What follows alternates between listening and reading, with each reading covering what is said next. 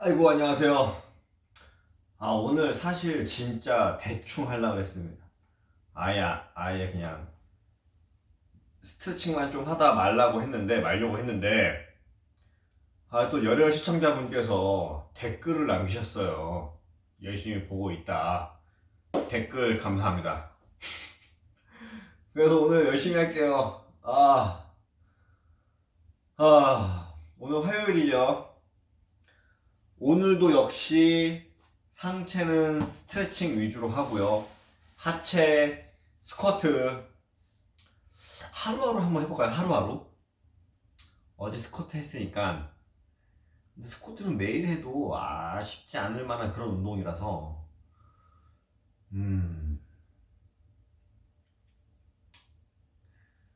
그러면은 팔굽혀펴기는 10개씩. 아니야 안 돼요. 이 아직도 등이 안 풀렸어요. 등을 확실히 풀어주겠습니다. 일단 스쿼트만 하겠습니다. 오늘 스쿼트랑 복근 운동 할게요. 지금 뱃살이 엄청 접힙니다. 제가 식단 관리를 안 해서 일단 스쿼트랑 하겠습니다. 자, 오늘도 CNN 카메라가 이렇게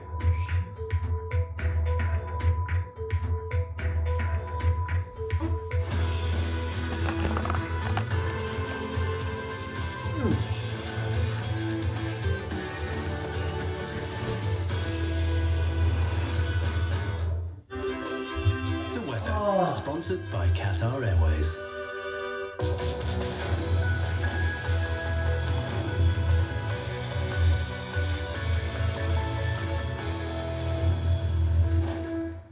Connect the world with Becky Anderson. It all starts here. Changing, fighting, creating, connecting. That's why we're here. We live here, we work here, we're from here, and we'll go wherever the story takes us. I'm Becky Anderson in Tehran. We are in Jerusalem. Real news that shapes our world. Exploring not just what's going on, but why. I just want to press you on one further point. 너무 시원해 진짜. 여러분 진짜 집에 폼플러 무조건 사세요. Places that many 진짜 너무 시원해. viewers get to see. Observing countries on the move, still rooted in tradition. It all starts here, and that's why we're here, bringing you the world from our Middle Eastern hub. Connect the world with Becky Anderson tonight on CNN. 제가 나중에 목표가 34평 이상, 한 40평 집에 거실에다가 Two U.S. service members have been killed in 안마 Iraq. 의자 Their names 하나 have not been released pending family notifications. The Pentagon says they were killed while helping Iraqi security forces on a mission against ISIS. Their bodies have now been recovered. The Islamic State has lost all its territory, and its leader, Abu Bakr al-Baghdadi, was killed by the U.S. in October. But ISIS still manages to recruit new soldiers to its cause. Prosecutors in New York say Prince Andrew has completely shut the door on cooperating with their Jeffrey Epstein investigation. Andrew has publicly offered to help with any probe of the late convicted pedophile. The U.S. Attorney for New York's Southern District says his office is considering its options. The Duke has come under intense pressure to explain his relationship with Epstein and allegations that he had sexual encounters with an underage girl. 27 people, including trainers and veterinarians, indicted in a racehorse doping scheme.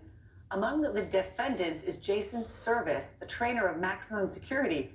A colt last year won Kentucky's Derby, only to be disqualified for interference. Prosecutors say Service, quote, doped virtually all horses under his control, including Maximum Security, who won $10 million last month at the Saudi Cup.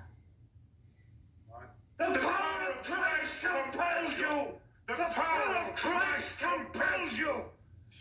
Actor Max von Sydow has died. He was part of movie history with his role in the 1973 film classic The Exorcist.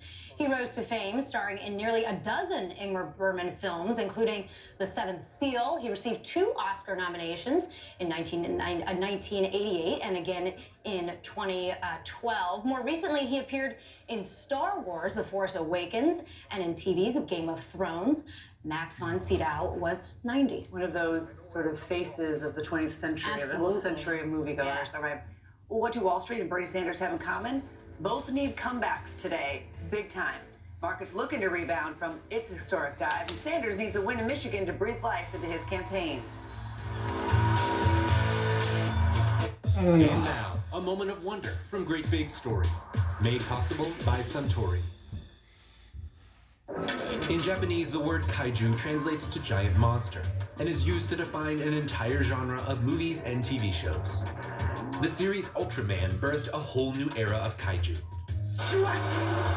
ウルトラマンは、地球侵略に来る宇宙人から地球を守るヒーローになります。1000種類以上の怪獣がウルトラマンシリーズに登場します。And so the creators of Kaiju Sakaba wanted to celebrate Ultraman's many villains in a themed dining experience. 怪獣をモチーフにしたお料理、お飲み物はたくさんあります。うどんのおすすめツインテールフライとか、バルカン星人のおもてなしという料理があります。At the end of the day, Kaiju Sakaba is a place to gather around a beloved franchise. For more stories like this, visit greatbigstory.com.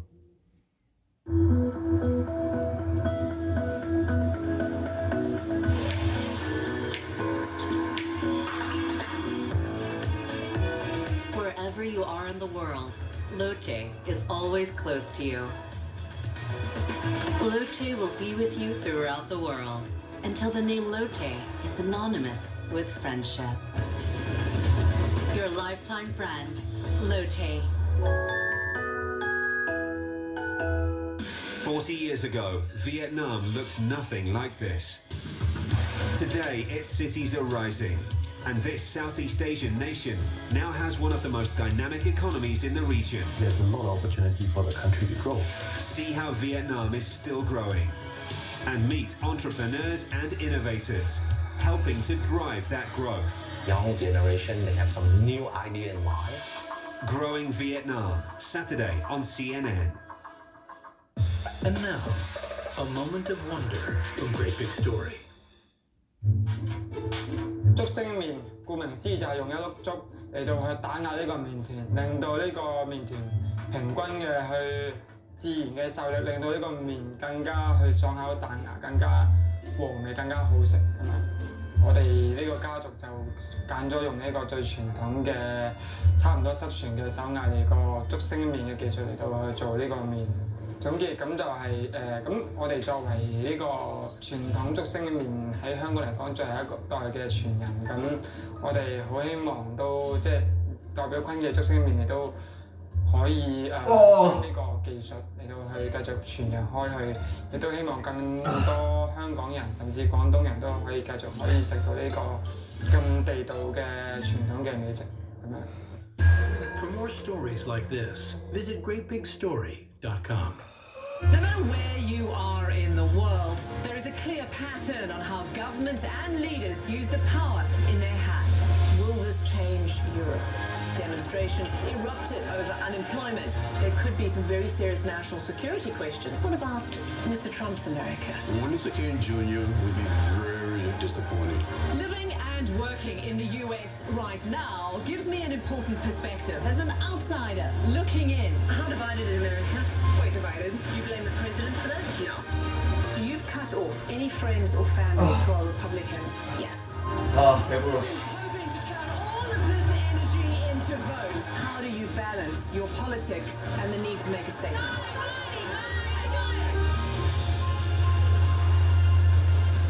Why do you think it's important to do what you did today? I'm Robin Kerner in Atlanta, and this is CNN. No holds barred. Out front tonight, hypocrite in chief. So let me just put it to you straight, Senator. Senate Democrats, they're getting their butts kicked. No nonsense. Are you simply shooting the messenger because you don't like the message? Facts first. How stupid do you think we are? Allies in Washington are covering for him, and they shouldn't get away with it. Because getting to the truth matters. The Washington Post went and confirmed the date of that hearing, so you're telling me unless I go back in the time capsule, you're not going to believe it. Aaron Burnett out front, Saturday on CNN.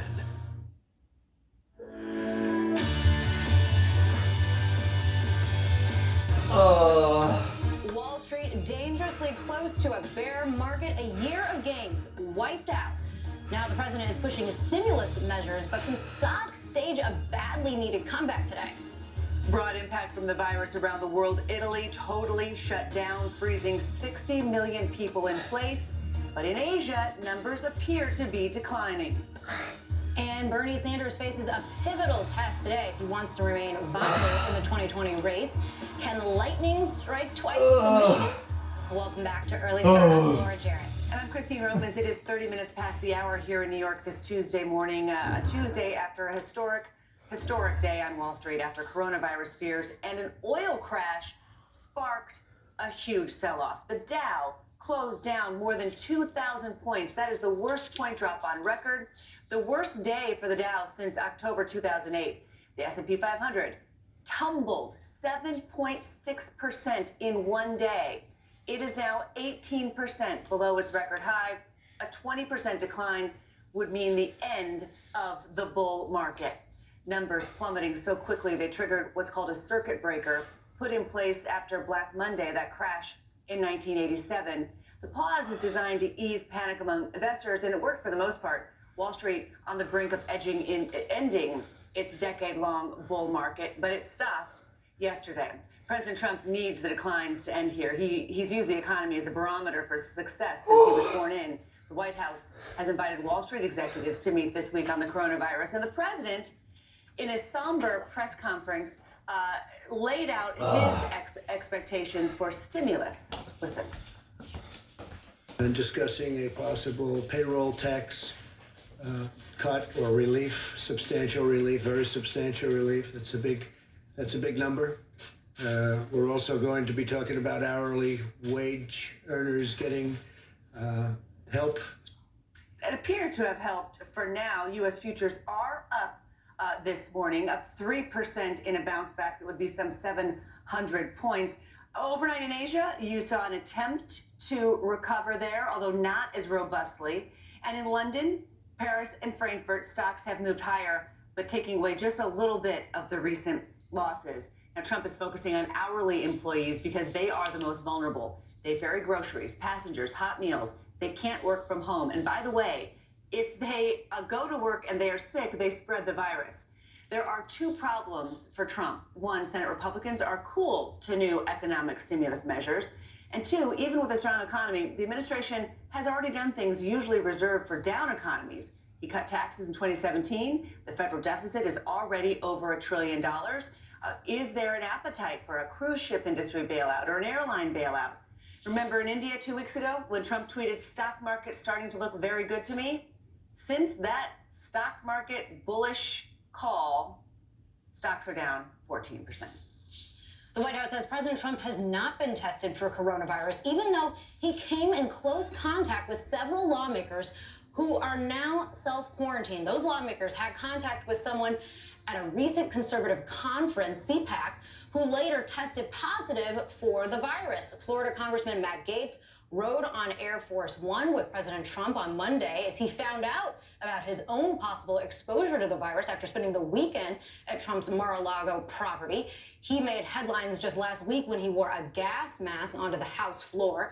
Congressman Doug Collins also joined Trump during a visit to the CDC on Friday. Photos from that day show the Georgia lawmakers shaking the president's hand on the tarmac there. And the incoming White House Chief of Staff, Congressman Mark Meadows of North Carolina, also in voluntary isolation, though he hasn't had recent close contact with the president. Later today, the Trump campaign will announce plans to hold a rally in the coming days, insisting it is proceeding as normal during the coronavirus pandemic. All right, all of Italy on lockdown this morning. The prime minister extending travel restrictions to the entire country through April 3rd. because of the coronavirus pandemic. Now, this order affects 60 million people, a response far more aggressive than the American approach so far. Let's go back to Rome. I want to bring in CNN's Delia Gallagher. And Delia, I mean, this sounds so dramatic. An entire country told to stay home. We are in a critical situation, no doubt about it. There are a number of levels of concern here. Obviously, stopping the spread of the virus is of utmost concern, but also we've got an economic issue. These closures really hitting hard, especially tourism industry. As you can imagine, tourism makes up 12% of Italy's GDP. Already at the beginning of this crisis, the hotel industry was estimating losses of some 8.8 billion euros. Now with the lockdown in the whole of Italy, obviously those numbers are going to have to be revised. Concern about the health infrastructure. We spoke to the coordinator of intensive care units in the Lombardy region. That's where Milan is. And he said they are seeing a tsunami of patients. They are reaching collapse, putting patients in hallways. When I spoke to doctors here in Rome yesterday, they said they were hoping for a lockdown because the Lombardy region has one of the best health infrastructures in Italy. And if those kind of numbers were to come to other regions that don't have that same infrastructure, it would become a very difficult situation. We also saw yesterday, Christine, as if everything that's going on wasn't enough, in 22 jails across Italy, riots. Some inmates escaped. They were protesting a ban on families coming to visit them. We're still awaiting figures on whether all of those inmates are indeed back in their prisons. Christine? All right, thank you so much for that, Delia Gallagher in Rome. Coronavirus has now spread to more than 100 countries and territories. Globally, the number of coronavirus cases tops 113,000. More than 4,000 people have died. Yet in Asia, where the outbreak began, cases appear to be declining. South Korea reporting its lowest daily number in weeks, while China claims 19 new cases, which would be the lowest there since mid-January. CNN's David Culver is live in Shanghai. He's been covering this since the very beginning. David, has life returned to normal, or maybe a new normal? You can bet there is an eagerness for that, Laura. Little by little, we're starting to see it trickle back and kind of resume to a new normal. It's a well way to put that. I'm glad you suggested that, because it's going to be very different. And it's really not going to be back to where it was for some time now. And that's been fully acknowledged. And yet people are starting to go back to restaurants. We're hearing that even, for example, Shanghai, Disney is opening some of their shops and restaurants, not opening the park yet. But this is still an effort to try to go on to this phased reopening, if you will. And we're seeing what perhaps is one of the biggest indicators of progress here, and that is coming right from the top. President Xi Jinping himself making a presidential visit to the epicenter of all of this, where it all began, Wuhan. That's within Hubei province. It's the capital there, and that's the city, of course, that has been dealing with a lockdown for nearly 7 weeks. And that visit is with some of the military medical personnel. It's also with some of the residents there.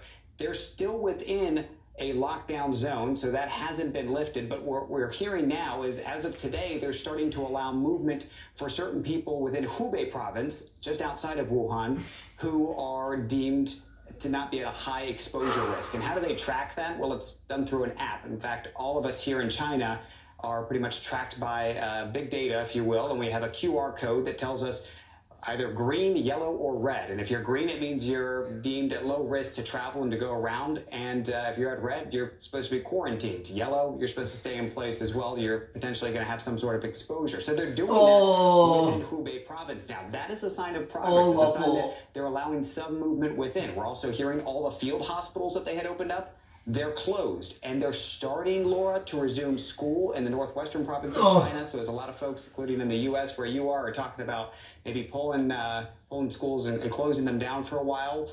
Well, here they're starting to go the opposite direction. So perhaps something optimistic to look towards. Surely parents have got to be happy about that. David, thanks so much. All right, the oil market crashed. The worst day in nearly 30 years since the start of the Gulf War, the first Gulf War in 1991. What happened? A U.S. production boom has made America the biggest oil producer in the world, so lower prices hurt oil producers here. A fight between Russia and Saudi Arabia is the spark. Russian President Vladimir Putin walked away from a deal with the Saudis to cut supply, afraid the U.S. would fill the gap and steal market share. An oil glut is expected, and oil prices promptly crashed. President Trump spinning this as good for the consumer, gasoline prices coming down. But there's no doubt the crash will be far more damaging to the U.S. economy than past plunges. CNN's John Defterios joins us live from London. You know, it's just sort of amazing to look at those prices yesterday and see a 25-30% plunge in oil prices. Really unprecedented.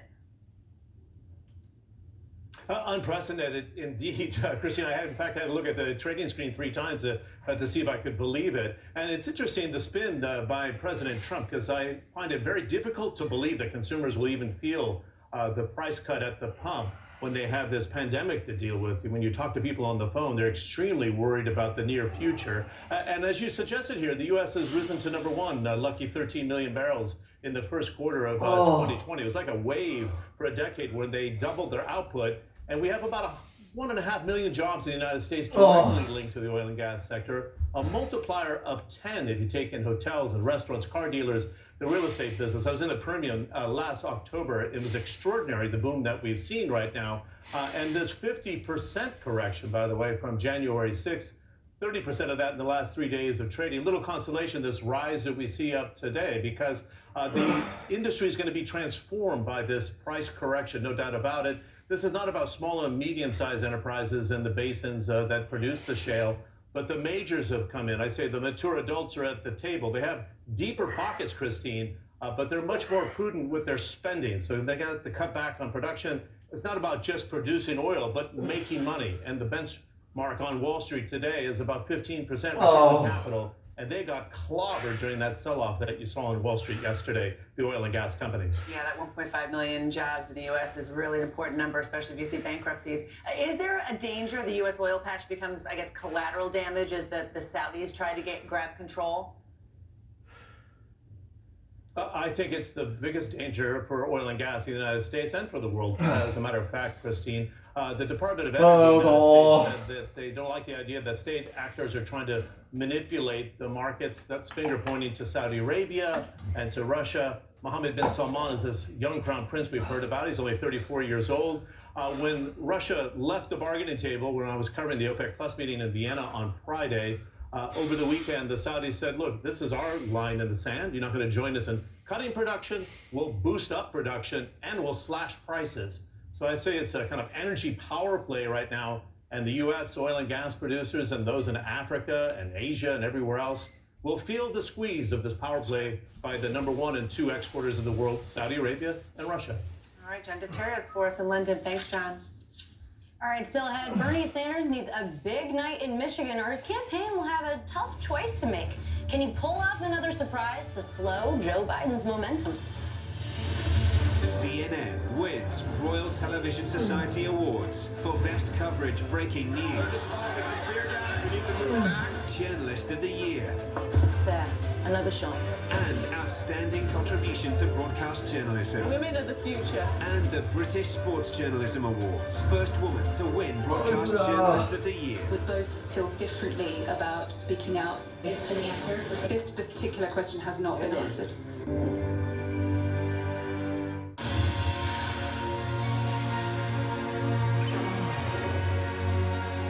This is the story of our amazing planet. But the ending is uncertain. The scales are tipping, and not in our favor. We must find a blueprint for a sustainable future. Call to Earth. A breakthrough CNN and Rolex partnership. We have to find new ways to reduce the impact of our daily lives.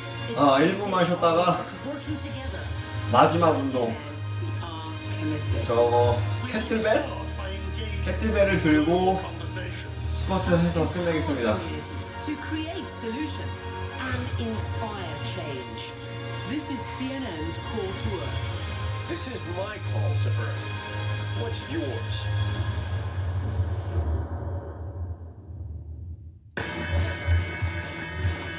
Business never sleeps.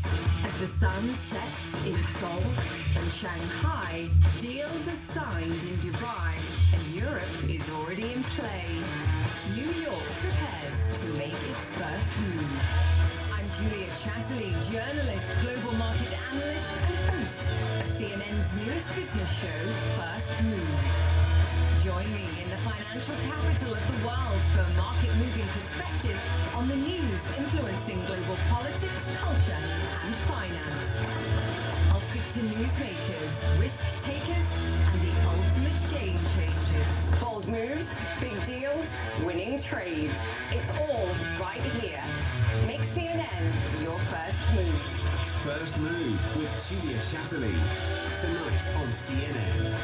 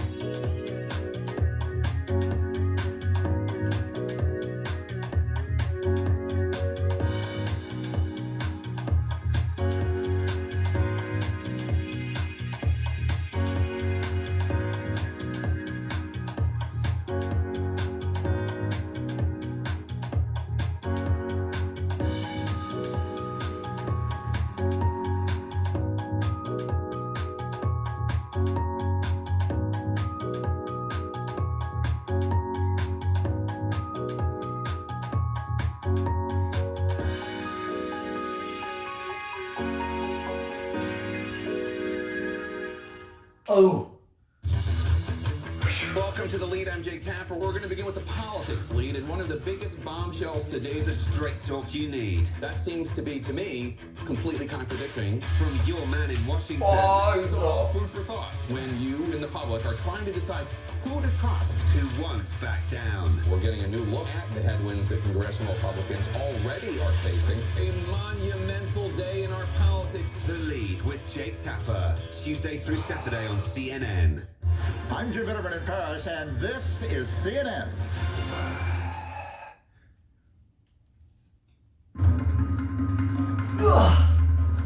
Oh. In the U.S., there are now 728 confirmed cases and 26 여기까지만 deaths 하겠습니다. in 36 states and Washington, D.C. According to a new study, coronavirus